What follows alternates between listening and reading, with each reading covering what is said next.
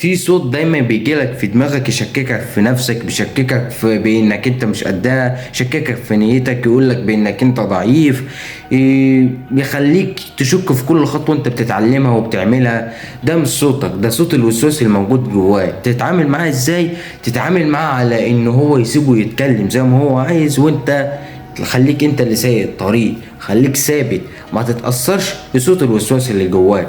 بمعنى صح، لما الكلب بيجي يهوهو وحد بيرد عليه اكيد طبعا لا، ولو انت رديت على الكلب استحالة بانك انت تكمل في الطريق. فانت خليك كده ثابت، ما تتهزش، ما تنزلش نفسك من مستواك.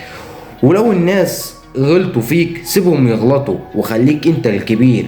اللي بيرد على الغلط بغلط بيحط نفسه في نفس الكفة، وبيخسر حقه وبيخسر احترامه لنفسه كمان. خلي سكوتك اقوى من ردك.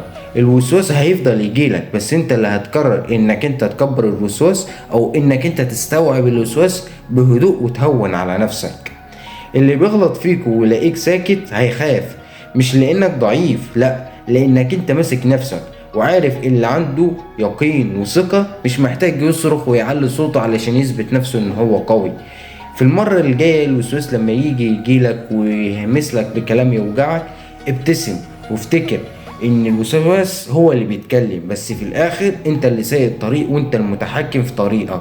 دي نصيحتي ليك، وانت حر في حياتك، وانت حر ازاي تتعامل مع الوسواس اللي بيجيلك دايما وبيشككك في قدراتك. اظن دي نصيحة مهمة جدا وهتنفعك لو انت سمعت الكلمتين اللي انا قلت لك عليهم. كان معاك يوسف مؤمن.